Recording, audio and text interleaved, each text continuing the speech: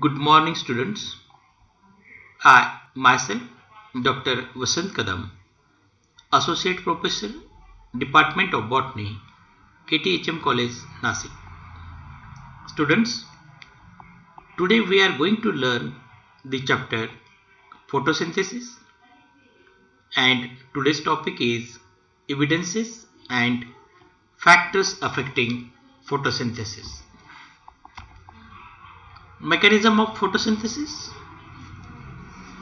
The present state of our knowledge regarding the photosynthetic process proves that it is not a one-step process, but it is a two-step process.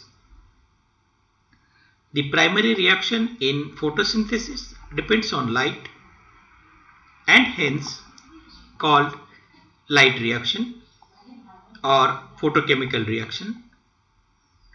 The light reaction is followed by second step in which light is not required, but the product of light reaction is used up for the fixation of CO2 in carbohydrates,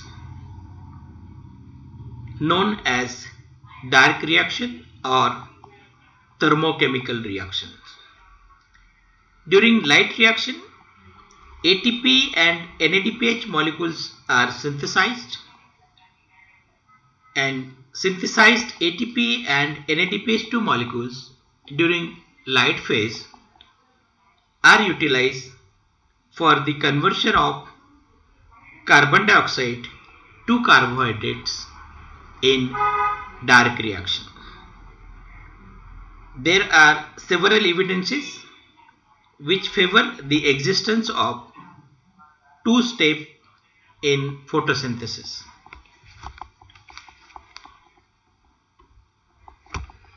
The evidences in support of light and dark reaction. First, flashing light experiment. Warburg in 1990 exposed one set of green plants, chlorella, and alga, to continuous light and another set of similar plants to intermittent light. Light followed by dark periods. The total time of light was same in both the case, but the total duration of process of enhanced in the second experiment. He measured the rate of photosynthesis in both the cases per unit time. The rate of photosynthesis was found to be greater in intermittent light as compared to continuous light. That means a given amount of light is more efficiently used up if a dark time followed the light period. It indicates the existence of two steps in photosynthesis, a light dependent reaction and another light independent reaction, that means dark reactions. It is regarded that the product of light reaction is consumed in dark reaction to synthesize carbohydrates. Under continuous light, the product of light reaction starts accumulating as all of it is not utilized in dark reaction. In the second set of product of light reaction is used up both in light and dark, thus enhancing the rate of photosynthesis. Second, evidence from temperature coefficient.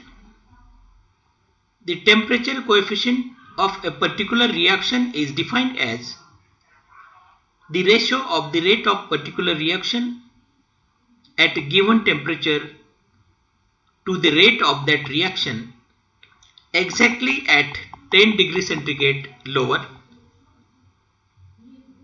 The value of Q10 for a purely chemical reaction is 2 or more, but the Q10 for a photochemical reaction is almost unity.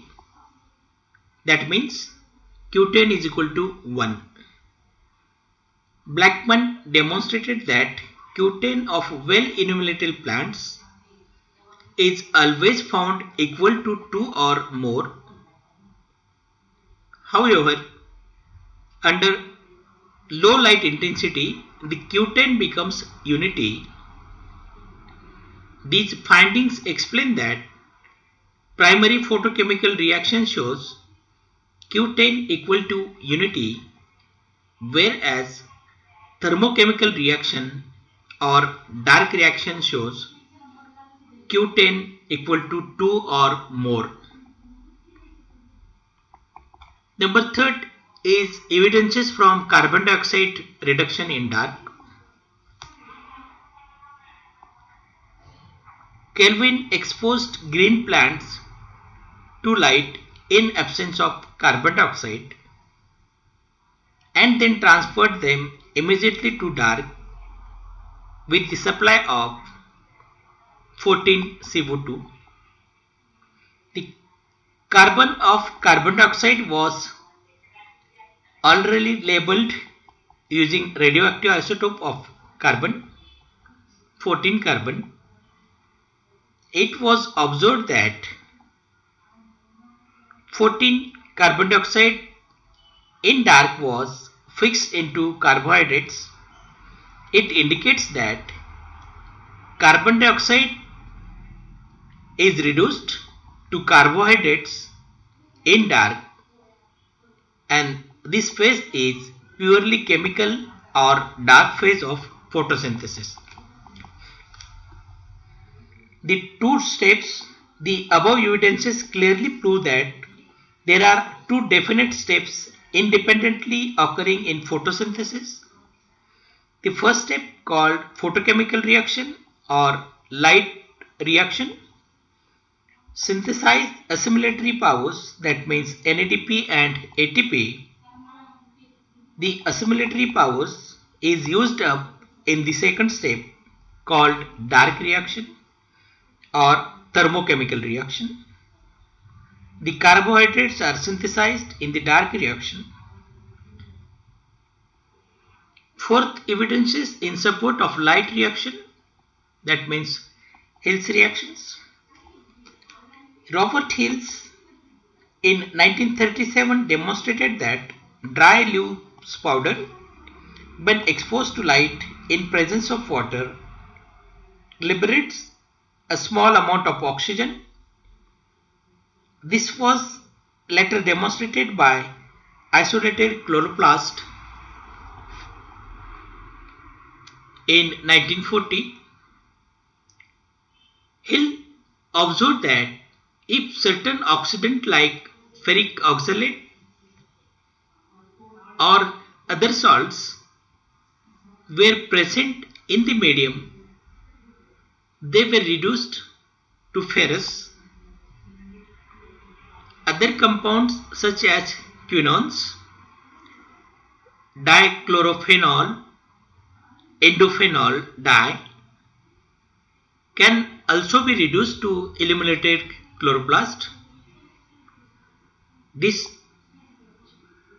property of chlorophyll to evolve oxygen in the absence of carbon dioxide fixation and reduce ferric salts to ferrous salts is called Hill's reaction. Quantitative studies of the Hill reaction confirm that it was in fact a photochemical oxidation of water. Wozniak and Ochoa in 1951 stated that if back reaction can be avoided, more reductant oxidant like NADP can be reduced to NADPH2 by illuminated chloroplast.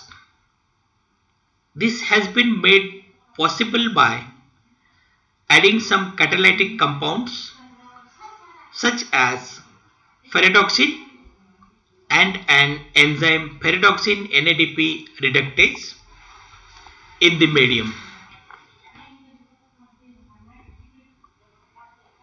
Evidences in support of photorespiration. First, burst of carbon dioxide after illumination. When green plants are transferred from continuous light to darkness, the burst of carbon dioxide is observed. Such burst of carbon dioxide does not occur in plants that do not perform photorespiration. Number 2, effect of oxygen. The rate of photosynthesis is inhibited by oxygen in most of the plants which do not exhibit photorespiration. However, the rate of photosynthesis is not affected by oxygen in photorespiring plants. This indicates that respiration in light is different than respiration in dark. And third, chlorophyll deficient leaves. Chlorophyll deficient leaves do not exhibit photorespiration. The rate of carbon dioxide evolution in light is same as in dark in such leaves. Photophosphorylation.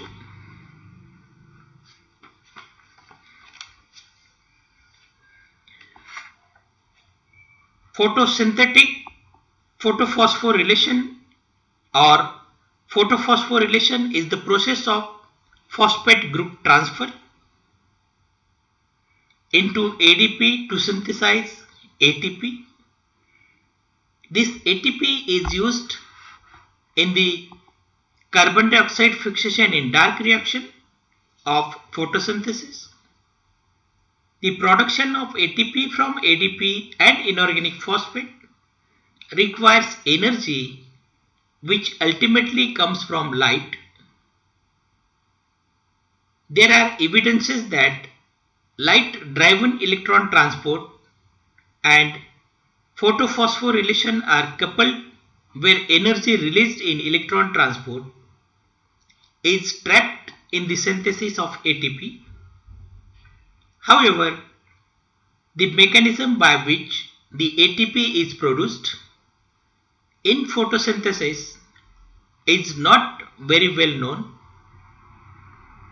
There are three possible mechanisms which explain photophosphorylation, but the chemiosmotic hypothesis proposed by Mitchell in 1961 seems to be much convincing. The three mechanisms are conformational coupling hypothesis. According to this, the thylakoid membrane undergoes some structural changes, inducing high energy states which favor ATPase catalyzed production of ATP. Further evidences and detailed mechanism is missing. Number 2, chemical coupling hypothesis. This hypothesis was first proposed by Slater in 1954. According to this, the electron transport and ATP production are coupled, and an unknown coupling factor, probably a protein, acts as energy transfer agent. This hypothesis can explain by taking an example that electron transport occurs between A and B. The carrier AH2 transfer its electron to B, energy released during this electron transport induces the coupling factor F to form a high energy complex with A.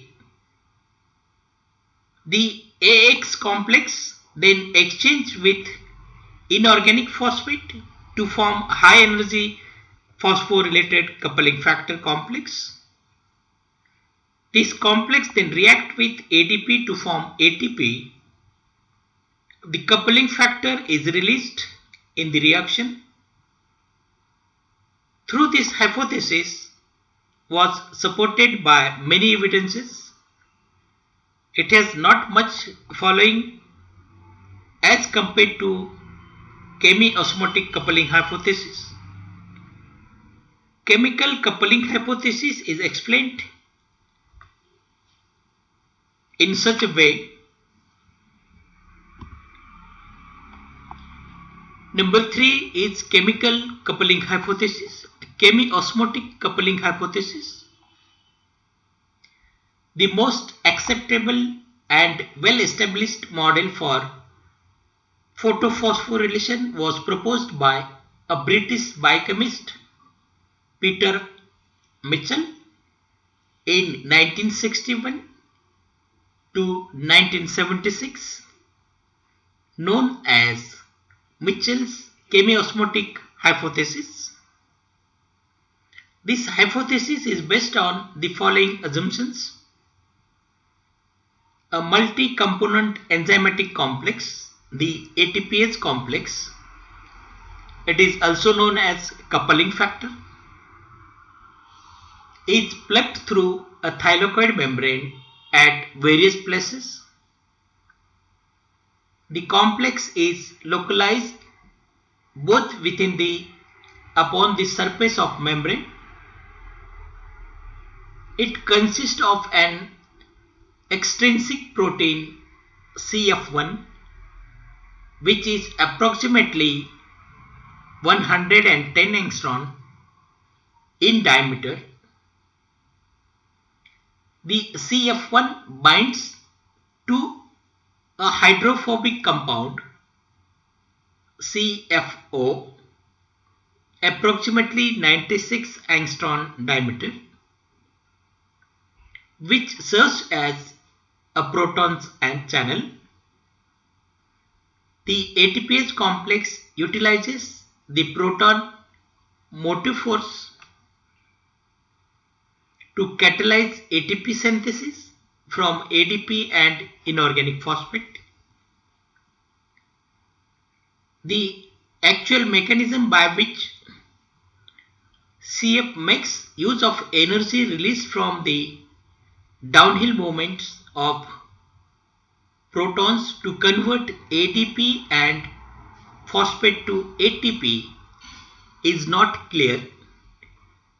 A brief outline of the hypothesis is given. The photo-induced transport of electrons in the light reaction is accompanied by a release of protons in the internal space of thylakoid sac. These protons are released into the lumen,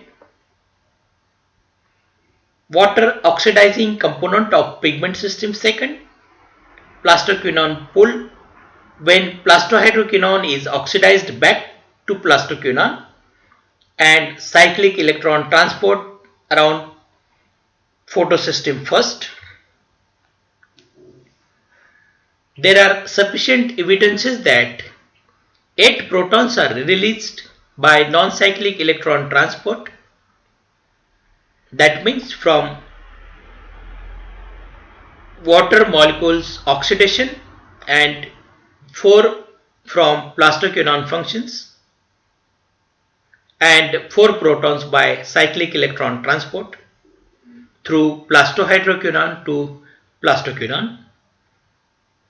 Thus, a total of 12 protons are released into the inner space when 2 molecules of water are oxidized. one molecule of oxygen is evolved and two molecules of NADP are reduced. Release of protons into inner space of thylakoid lumen creates a greater difference in pH, about 3 pH units, between the outside and inside the thylakoid membrane. It has been estimated that the pH of outside medium becomes around 8, whereas the thylakoid lumen around 5.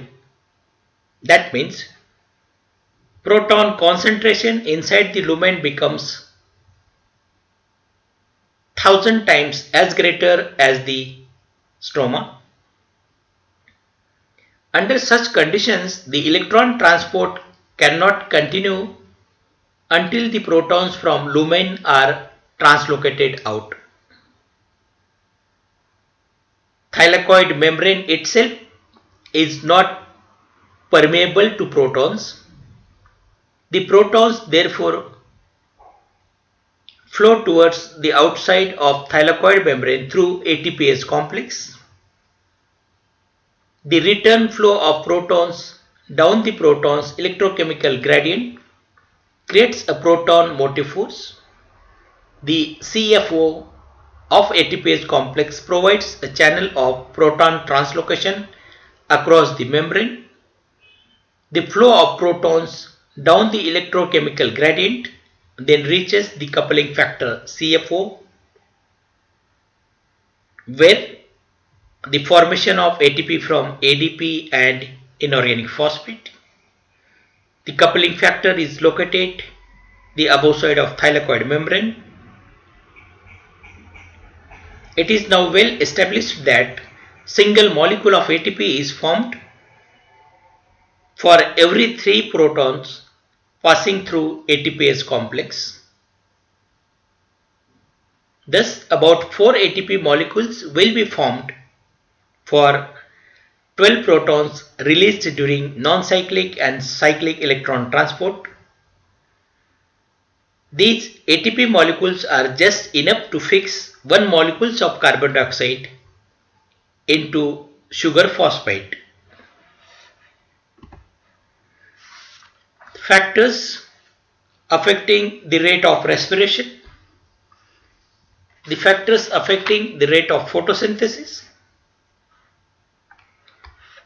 Several factors are known to influence the rate of photosynthesis. For convenience, these factors are grouped into 2 broad categories: the external and internal factors. External factors, it is known as environmental factors, are light, carbon dioxide, temperature, water, oxygen, mineral elements, and other external factors. Students, we are going to learn one by one all external environmental factors. First, light. The illuminate source of light for photosynthesis in green plants is solar radiation, which moves in the form of electromagnetic waves. Out of the total solar energy reaching to the earth, about 2% is used in photosynthesis and about 10% is used in other metabolic activities. Light varies in intensity, quality, that means in wavelengths, and duration. The effect of light on photosynthesis can be studied under these 3 headings: light intensity, light quality, and duration of light.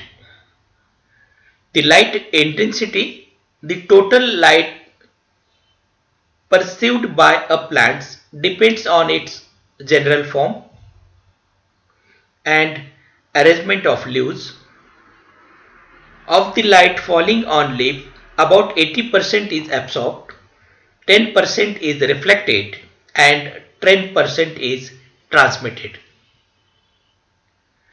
Under low light intensity, the rate of photosynthesis is low.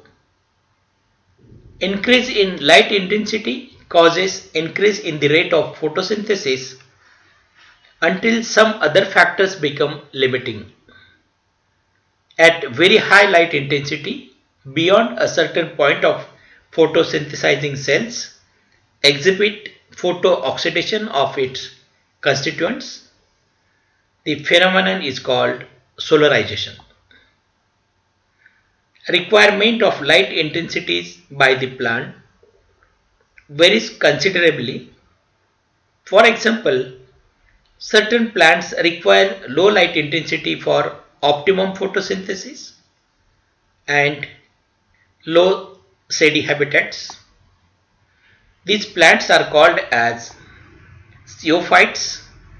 On the other hand, certain plants love intensity light and are required high light intensity for optimum photosynthesis. Such plants are called heliophytes. Moreover, light has some indirect effect on photosynthesis. For example, it affects by regulating the movement, that means opening and closing of stomata. Stomata are closed in low light and open in high light intensity.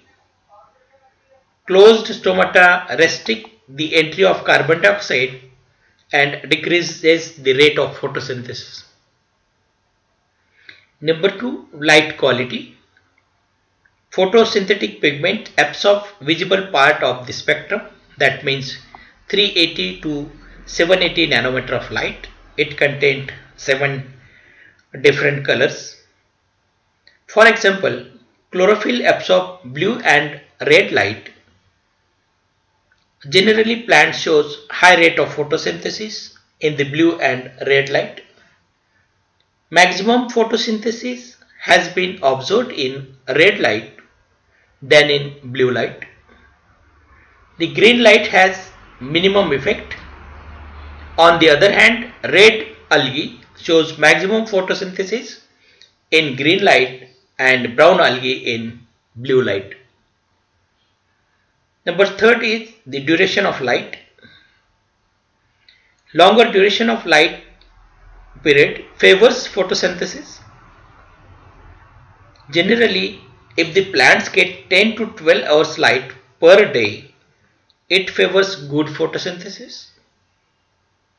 Plants can actively exhibit photosynthesis under continuous light without being damaged. This is the first external factors, that means light. Number 2, carbon dioxide. Carbon dioxide present in the atmosphere is about 0.032% by volume, and it is really a low concentration which act as limiting factor in nature. If we increase the amount of carbon dioxide under laboratory condition, and if the light and temperature are not the limiting factors, the rate of photosynthesis increases. This increases is observed by up to 1% of carbon dioxide concentration. At the same time, very high concentration of carbon dioxide becomes toxic to plants and inhibits photosynthesis. Number 3, temperature.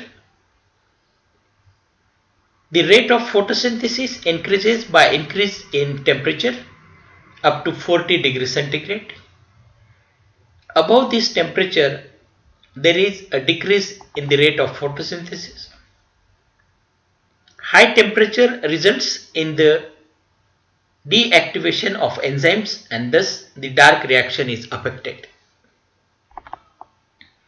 Temperature requirement for the optimum photosynthesis varies considerably with the plant species. For instance, photosynthesis stops in many plants at 0 degree centigrade, but in some conifers It occurs even at minus 35 degrees centigrade.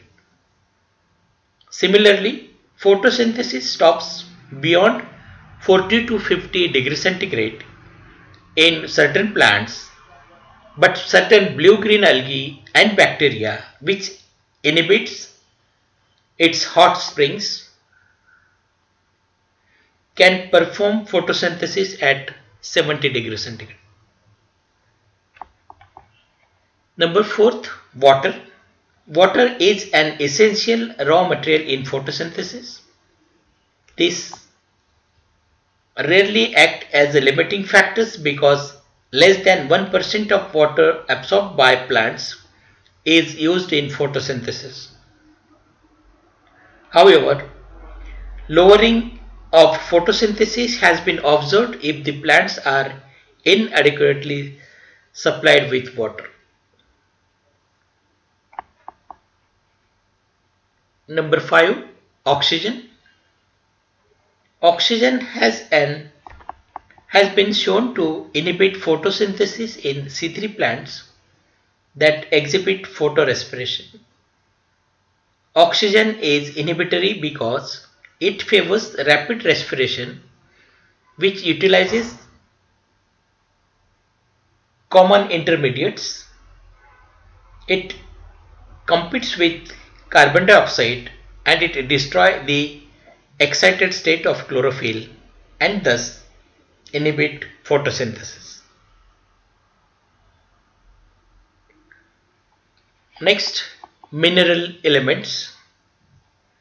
Certain important mineral elements like magnesium, ferrous, copper, calcium, potassium, etc. are closely associated with key reactions of photosynthesis. Therefore, deficiency of these minerals ultimately reduces the rate of photosynthesis. Other external factors. Certain gases and metallic pollutants like ozone, SO2, oxidant hydrogen fluorides, etc. decreases photosynthesis. Some chemical substances such as HCN, H2S, chloroform, ether and others are also known to inhibit photosynthesis. Internal factors which affect the rate of photosynthesis and are chlorophyll, protoplasmic factors, accumulation of carbohydrates. First, chlorophyll content. Chlorophyll is an essential internal factor for photosynthesis. Emerson in 1929 found directly relationship between the chlorophyll content and the rate of photosynthesis. However, Willstatter and Stahl in 1918 indicated that chlorotic leaves photosynthesize almost as rapidly as the normal leaves. Number 2. Protoplasmic factors. Photosynthesis depends not only on chlorophyll content but also on certain protoplasmic factors.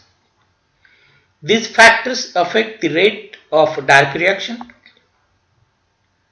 the decline in the rate of photosynthesis at temperature above 30 degrees centigrade or at strong light intensities in many plants, suggests the enzymatic nature of these unknown factors. And third, accumulation of carbohydrates. The accumulation of carbohydrates in plant cells inhibits photosynthetic rate. If these food materials are not translocated, the process of respiration increases. Sugar is converted to starch which accumulates in the chloroplast. This reduces the effective surface in the chloroplast and the rate of photosynthesis is decreased. Thank you.